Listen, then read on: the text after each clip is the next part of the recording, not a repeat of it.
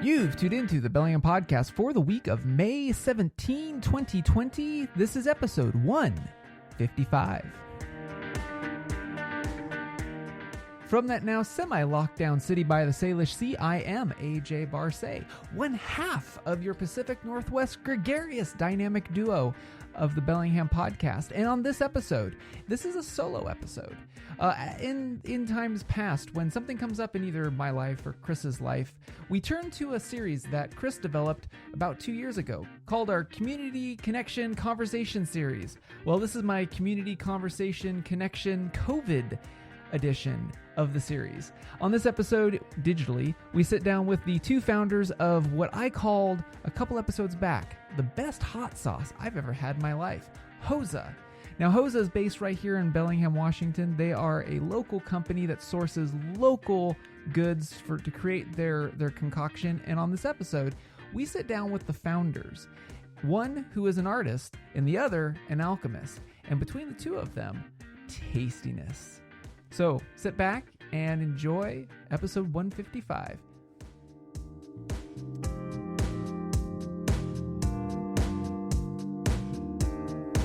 So if you remember way back, I called out this epic hot sauce that I could not get enough of. And I said on the show, if they knew what was good for them, they would reach out to us here on the show. By gosh, I actually have two founders of the best ding-dong hot sauce I've ever had in my life. On the show, we have Andy and Jacob of Hosa Hot Sauce. Guys, welcome to the show. Hello. Thank you for having us. I'm talking to you over Zoom, so face-to-face, let me tell you, the best hot sauce I've ever had. Well, I can agree without too much conflict of interest in a sense because Andy invented it, and I came on board because I was transformed by the sauce, so I'm with you. I'm in your camp. I'm just happy this is an audio presentation, so you can't see me blushing. No, I appreciate it. I'm really happy to hear it.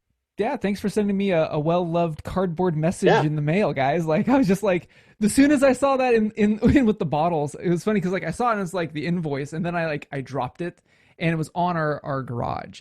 And one day I was going out to grab the motorcycle, and I picked it up, and I noticed you guys' message on the back, and I'm like, oh, dudes! Dude, oh, right, this is awesome. I was packaging as I was listening to the podcast, and so it was such serendipitous timing. But I wrote the original message, which was just like, thanks, Andy and Jacob, and then I heard your unsponsored review, and I immediately had to flip and like, I ran out of room. Let's do this again. So no, I was super stoked to listen to that episode, and I can't understate how proud both Jacob and I are of having this sort of unsponsored and actually being able to see this kind of feedback and hear this kind of feedback. We're distant from one another. He's in Seattle, I'm up here in Bellingham. We talk as often as we can, but we don't get face-to-face partnership styles. We don't have the luxury of that. We're a very collaborative duo, and we're very much again, actually, part of this, like, we work really well together for very specific reasons, much like pieces in a clock, much like our ingredients. And, we try to emulate our own lives and the things that we do and create. But it was very nice to hear that kind of feedback because we don't really get to do that for each other very often, given our circumstance. We get what we get. So Hosa, H-O-S with a lazy S-A, you guys were founded in 2016 and here in Bellingham, Washington, if I read correctly. That's correct. Yeah, that was when our company started. The idea started a few years before. I was working at Colshan, and street food truck, local to Bellingham here, was parked outside pretty frequently. And with that brewing experience, I was very much into fermentation. Took a little bit of a detour. Decided to do some experimentation at home, fermenting vegetables, and then ended up sharing it with James Pitzer, owner of Street Food, great friend of ours, who is also great friends with Brent Cole, the owner and publisher of What's Up magazine here in town. And that was actually where the company started. He came to me, said, I got a hold of this sauce that you shared with James. And he jokingly said it. He's like, we should start a hot sauce company. And in the same moment, I was thinking, and this was several years before I actually got out of the brewing world. I was like, yeah, you know what? I got to get out of the brewing world. So let's do that. And so began my exit strategy out of brewing in Bellingham, or being in the brewing scene in Bellingham. And yeah, and so fast forward to 2016, we had gotten all our ducks in a row, modified, the recipe from its original form into what falls into our brand, which is simple ingredients, consistent fermentation, and trying to be as diverse a sauce as we possibly can, while also being an extremely well-made and thoughtful sauce to present for you, the consumer. So, but yeah, that's sort of the nutshell. Well, and that's what drew me and my wife to your sauce. Honestly, is that, as I've mentioned on the show, like my family is laden in allergies. I unfortunately am not. I'm basically a dumpster and can eat everything. But because of them, our household, there is at least 12 allergies on any given day that will put either my wife or my son in the hospital. And one of the ones that is absolutely brutal on us for my son is garlic, the alum family. And I can tell you pretty much, 99% of any hot sauce ever created by humankind has it in it. So being a guy who likes hot sauce, or I thought I liked hot sauce until I met you guys and this tasty golden amber of the gods, if you ask me, you don't use garlic. And on top of that, you're a fermented hot sauce. Can you tell me why fermented hot sauce? Is that like a thing? Or Yeah. like, is all hot sauce fermented? Not all hot sauce is fermented, but more hot sauce is fermented than you might think. Top names: Tabasco is fermented. Crystal is most likely fermented. I bet you that the chilies used in Frank's Red Hot are probably fermented, but they don't necessarily advertise it because they're not raw. And it's an aging thing. Louisiana style hot sauce, you throw all these peppers from the harvest in barrels, and that's just your natural preservative technique, blending it with salt. And that's a practice, hundreds of years old, to be able to preserve your food. That's the hard why, but the soft why is, it's just intriguing to me. I really love the idea that you can create something from scratch that started as one thing, and then through this sort of metamorphosis becomes an entirely new item. As for garlic, I really want to touch on, I love garlic, but I hate kitchen sink sauces. And when we got into, craft beer, craft hot sauce, craft food products, you struggle to find a unique identity in what is now like an ocean of boutique products. And a big part of what I loved in the craft beer scene was Chuckanut. Chuckanut sticks to their guns every single time. They're traditional. They make great product. I don't drink anymore, but when I did, Chuckanut was my absolute favorite watering hole. And it's just one of those things where that admiration of consistency to a simple recipe to a true form is what I'm inspired by. Not only that, though, I'm intrigued and I enjoy everyone else's, let's throw seasonings in this and make a really unique saison, or let's experiment with these hops and make a really cool pale ale, or hot sauce, for example. Let's use, a berry and blend that in. I'm not opposed to any of that, and I really enjoyed eating that myself. But if I'm going to make something, I want it to be adaptable to every individual, as adaptable as possible. And that's why I don't use garlic, because garlic is in every single sauce. And garlic is also in almost any cuisine around the world. It's a very, very not overused, but appropriately used spice. And our goal really is to be both a condiment and an ingredient, and kind of redefine what hot sauce is being used for. AJ, you said that you were a hot sauce guy, and I was not. I was not a hot sauce guy. I thought I didn't like hot sauce because basically I found them really busy and mostly used to just obliterate food. But with Hosa, I found that it was really something I could integrate into stuff. I eat like a kid trapped in a carnival. Like, I don't eat very well, and I need to eat better. And it like allowed me to see how I could start, eating vegetables with a little more spice and this kind of thing. And, I've gotten more aware of how I eat. But it's like, to me, the whole fermentation thing is part of that that I get really wrapped up in symbology and the meaning behind things, and like, why do we make this? We make this because it's really simple. And it's fascinating to see how those ingredients interact with each other. I mean, we're just three ingredients. We're chilies, vinegar, and salt. And then sometimes we're sugar. And I just find it fascinating. The limitations that we impose on it kind of create some creativity for us. And like Hosa, the whole meaning of Hosa is a distillation of the words hot sauce. So it's trying to get to the core. For us, we just find there's a lot of meaning in this. And the way that we put it out into the world, we really like community. You know, Bellingham is this amazing community. I miss it. I actually live in Seattle, but I kind of came of age up there in Bellingham and shooting for What's Up magazine. I was their first photographer. But we just have this great community up there. And like, it's really fun to see how people can react to some mundane thing like hot sauce. You know, it's just, why can't hot sauce be as exciting as, you know, beer, much less a band, or, you know, your favorite books? You know, it's cool to be able to make something that just in your everyday life you can be kind of excited about.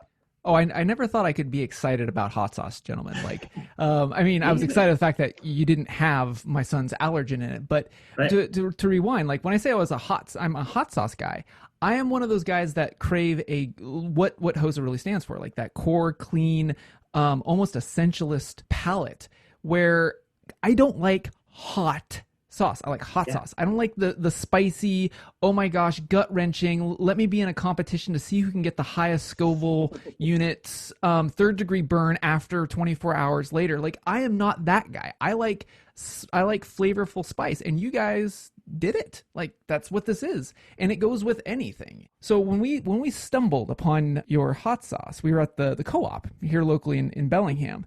And my wife was just like, it's a little bit pricey, but doesn't have our son's allergies in it. So we bought 3 of everything. And we got a hold of Hot Earth, which is now sold out. And I gotta say, anybody who's listening to the show who thinks that they love Frank's Red Hot sauce, if you have a bottle of Hot Earth, I guarantee you will do what I did, which is the remainder little bit of Frank's hot sauce that you have in your fridge, you will pour out down the sink, because literally Hot Earth is what Frank's hot sauce should be, in my opinion. Tell me a little bit about why you guys do limited run sauces. Like, that's kind of crazy. Like, you have your essentials. We should probably start with like the essentials. You got the original, the talisman, and the teacher. The teacher is and then the third, yeah. Chris will love this. You guys are so minimal that you don't have a lot of ingredients. You know, why do you do limited run sauces, and how does that work within the fermentation process? Because I mean, time is of the essence, I'm presuming, in this product, right? It is, because we're both creative people and we both come from creative background. You said the thing about Frank's Red Hot. Like, if you're into that, that's fine. That's cool. It's like, we don't want to be an expensive hot sauce. That's not the goal. You know, it's if it turns you on, we want you to have Hosa. We think there's reasons for it, but like, this is all a very, very much a creative culmination for, I think, both Andy and I, and sort of redirecting some of our bad energies into good energies. We both come from, you know, the rock band life background. Andy's still in bands, and just, you know, we know a lot of creative people. I work in publishing. I work with some of the world's best artists. And so I'm just used to this, harnessing these energies into making this. And Andy does that with hot sauce. So part of it is just like harnessing our creative energies. So we want limited edition sauces. We want to try out new things. We want to see, what does this chili do with this vinegar? And it just happens that we have a platform now where we can sell it when we experiment. And so, you know, thus enters Andy. Lot of unpacking here. Point one, Frank's Red Hot. I grew up on that, and it is so wonderful. Like, absolutely one of the coolest things I can hear, to have someone tell me that Hot Earth, my current favorite runoff to date, is what Frank's is supposed to be. Thank you. That is wonderful. I love garbage sauce. I loved garbage beer. To speak of rock bands, I also love garbage music. I was a big punk kid for a long time, and that is not your classically trained musical theory, you know, savant type music. It's all about, you know, instinct, first impressions, you know, just being a little bit of brash, and that is sort of the metaphorical emotion I like to put into food. The one-offs are are, like Jacob says, a way to sort of fuel or to open a door for some of our creative outlets. A lot of it also comes down to something as fundamental as supply chains. You know, we have an opportunity to work with a lot of really great farms in the area. And because our resources are limited and space is limited and investment of time, you know, it takes a year, you know, less than a year technically, but it's a year to plan and to grow and to harvest a collection of chilies. And not every farm in the area is willing, you know, to put up, you know, so many acres to grow X amount of chilies. And so we work really closely with Cloud Mountain Farms in Everson. We're really, really fortunate to get a connection with them through Brent Cole, one of our original partners. And that relationship has been ongoing. And they've been growing with us, growing more and more chilies every year. So hopefully our limited runs will become expanded as far as availability is concerned. So Hot Earth will have a little more next year, and it's going to come back in winter. And then, of course, back to the originals, you know, like Standard, Talisman, and the Teacher, you know, all these different recipes are, you know, we have limitations on our recipes, but so do beer. So does beer. You know, beer is malt, hops, you know, yeast, and water. And you have so many different styles regionally, and then regional subcategories, you're up in hundreds.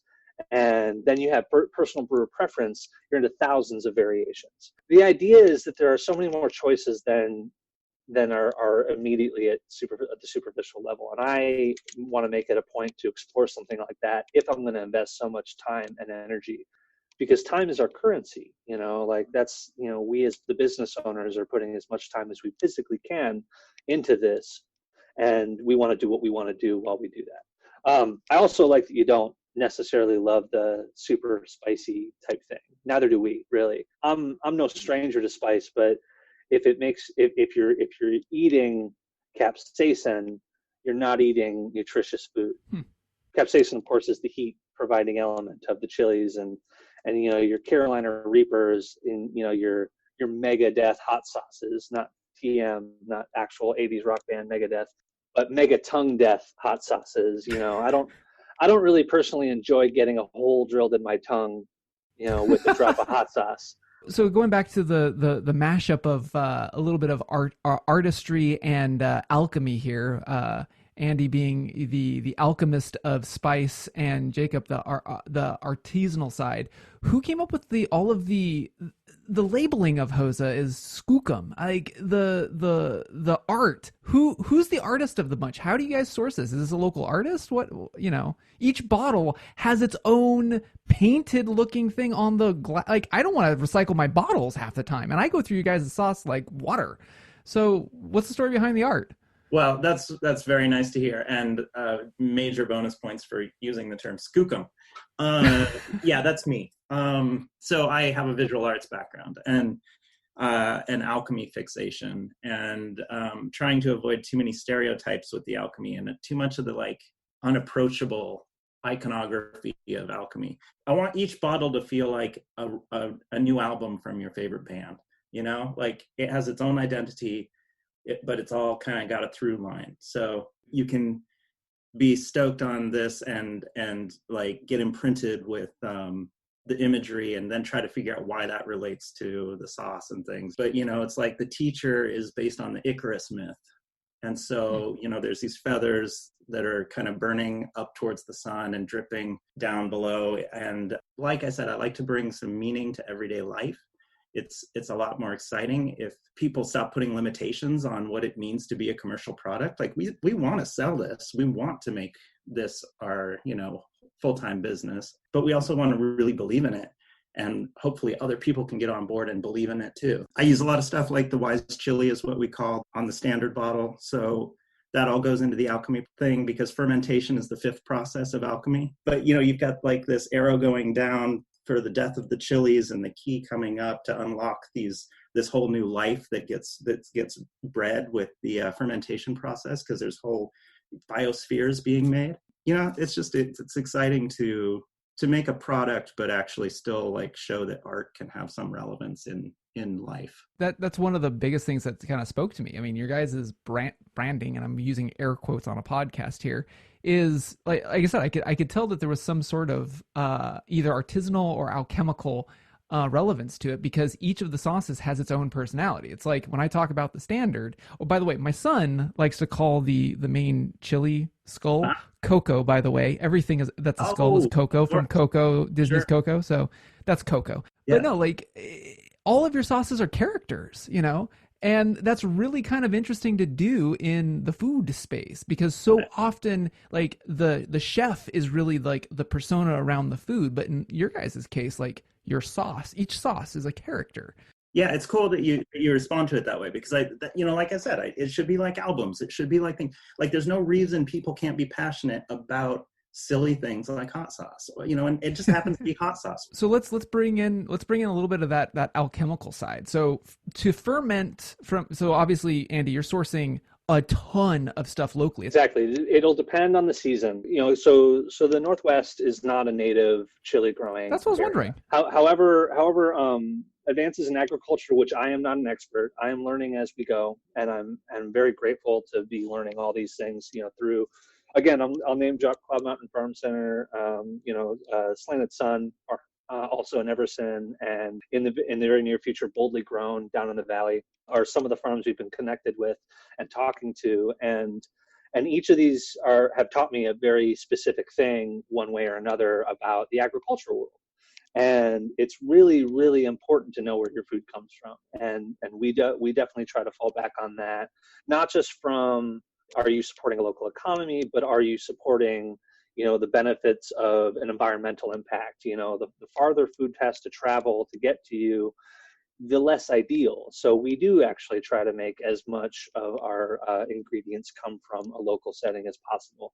That does not mean that everything does, because sometimes it's just not available. Typically, the farthest things come from, though, is California. So we are able to get something pretty close regionally as far as like the I-5 corridor, and we're making every step to plan. Cloud Mountain has been gracious enough to expand the square footage that they're allowing for peppers to grow. And part of this is a 5-year plan.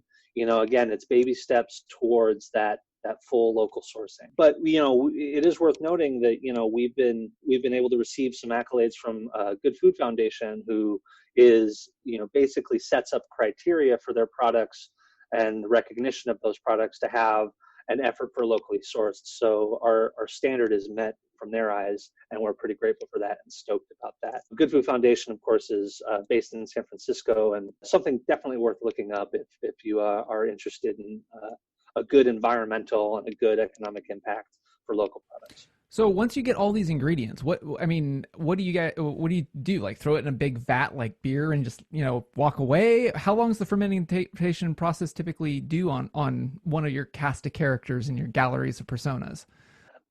It'll vary. You know, one thing from my beer production background, one thing that taught me is that, you know, art is sort of, I wouldn't say an enemy of science, but it's definitely a frenemy.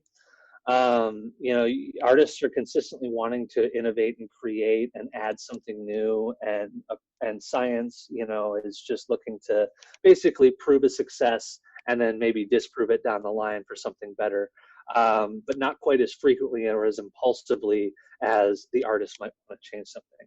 And so I've locked in a pretty standardized fermentation schedule for most of the sauces, with a few exceptions that haven't been released yet because it's just not time.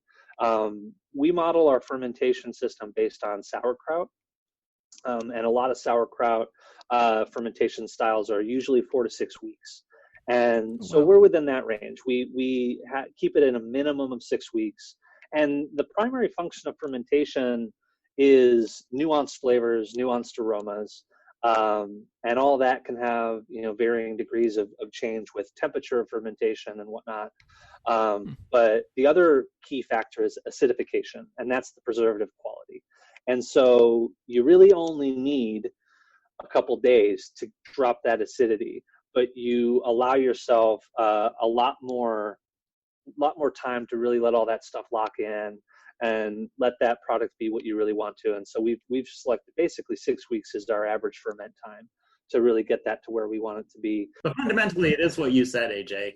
Every chili is hand stemmed and put into a vessel and left there to sit in the dark for 6 weeks. Wow, that's rad. And we have one that's over a year old, actually, a ferment that's been sitting in our fermentation chamber. That reason is partially was a product of convenience, and also now it's a setup for an experiment. And I don't know when we'll put this out. We left it in the tank on a whim. We'll bottle it on a whim. It's just one of those things where we haven't really decided where that's going yet, but eventually something really cool is going to come out. Well, I think you leaked what the name is going to be, The Whim. The Whim. Well, and as you know, we do love the names. It's yeah, I've noticed. The Whim. Yeah, the Whim sounds pretty good. We thought about the Root. I don't know. It's like because it's one of the original batches that we just sort of left in. And so off the mic, Andy, you and I were talking about that. You listened to the Zulu Alpha episode of the Analog Explorer edition of the show, and you were intrigued by kind of my fascination with watches and stuff, and you had an interesting take because you were kind of bridging kind of what the watch fam sees in watch enthusiasm to hot sauce and hot sauce enthusiasm. And what I kind of found interesting is you kind of drew this juxtaposition that, hot sauce and horology, a watch is a sum of its parts of gears connecting together to tell time. But on the flip side, the wearer kind of puts a personality into it and the experiences, and thus the watch kind of has its own personality. In your sauce, how and what makes the sum of its components, the chili, the water, the vinegar. So what's your guys' secret sauce in trying to get that hot sauce enthusiast to get that story of each individual character of your sauces? Fundamentally, a recipe is design, and design is a recipe, I guess. And I think there's a lot to be said for the way things interlock and the character it brings. And like, I'm primarily a book designer. That's what I do for a living. And so a lot of art books and pop culture books, and they all come down to three basic forms. There's the type, the image, and the page. And then every single book you see is made up of those three things, but they're all so wildly varied because of the character of what's involved in the material. I think the main takeaway is that design is important. I think that thoughtfulness in what you put into a creation is important, but it's also equally important to respect both sides of this path, both the beginning and origin and the destination. So from us, the creator, to you, the consumer. And it's really, really amazing when we get to hear, people appreciate the thought that we put into it, meaning, the fact that we're accessible to a range of diets, be it plant-based, be it carnivorous, omnivorous, different, whatever. If there's any spiritual sense of diet, we hope that, eventually we can connect those dots. We really want to be respectful of everyone's perspective coming to us. And so, and again, that limitation though of being as broad as possible, it's kind of exciting to see that as a challenge to use such simple components and make something so broad. So strength and core and a solid design, I think, is not to be ignored, I guess, and it should, and not to be taken for granted. So again, comes back to gratitude to be able to continue that journey and to continue seeing those challenges and hopefully succeed at them. Well, that looks like a really good way to wrap up this episode. So if people wanted to find out more about either you, Andy, or Jacob individually, or about Hosa, where might they find you? Me personally, if you really want to, you can search me on Instagram, Pale Blue Ale. I occasionally post recipes with my experience in the kitchen with hot sauce. I am not a recipe designer. I'm a very pinch of this, handful of that kind of cook. So if you want, this other than Hosa, I am not scientific with recipes whatsoever. So if you're interested in that kind of cooking, feel free to follow me on Instagram. And I'll let Jacob actually drop the Hosa Instagram and whatnot. As for where to find us locally, we strongly recommend that you shop local to Co-op, Carne, Old World Deli. Hopefully, we see these stores reopen. The pandemic has not forgotten to impact us up here, even if it feels like sometimes we haven't. And I really do strongly encourage everyone to, really be thoughtful of those around you. We really do want everyone to make sure that they're taking care of those around them. And if you're going out, limit your interactions outside. Try to consolidate stuff. And so Carne is an excellent place to buy meat locally, and also hot sauce, amongst a bunch of other locally made products. And of course, I would be naming so many more, but unfortunately, the pandemic has closed those doors. But I hope that we don't offend anybody by leaving them out for that reason. Well, and that's something we're really finding is, at this time, like, I know I feel really obligated to be supporting the community I want to see survive. Like, yeah, same here. We're all in fear about, what is our income going to be like in, X number of months, or even some people, unfortunately, are unemployed right now. Yeah. So it's like whatever people are able to do within the reality of what they're going through right now. And I'm just really becoming more of an advocate for this idea that, Bellingham in particular has a really special community, and that has fostered like who I am as a person, even though I'm living in Seattle now. And I really value what Bellingham does, the type of creative people that, not just in the arts, but in the kitchens, in these restaurants that serve Hosa, and then also, the shops. But anyway, you can check out Hosa at hosasauce.com. And that's just HOSA for those who don't know. And then we're on Instagram. And then you can check out unflown.com, which is my design site. And then Andy is also in 2 local bands, No Guts and Saganist. But yeah, thanks for doing this. Thanks for being part of, what's good about the Bellingham community and trying to spotlight people. You guys are the goods in my book, and Chris's book, even though Chris isn't here, but Chris would say the same. You're the goods. That's my best Chris Powell impression. And that wraps up this edition of the Bellingham Podcast. Thank you again so much for listening to us, rating us, reviewing us, wherever you like to get our podcast. Remember, if you are in the Bellingham area, you might be tuning into us over the air on Bellingham's very own KMRE 102.3 FM. They're community powered and also streaming at kmre.org. So on that note, from the city by the Salish Sea, I am AJ Barce, and hopefully Chris Powell and I will both be back on the mics next week. Everybody stay healthy and keep your distance.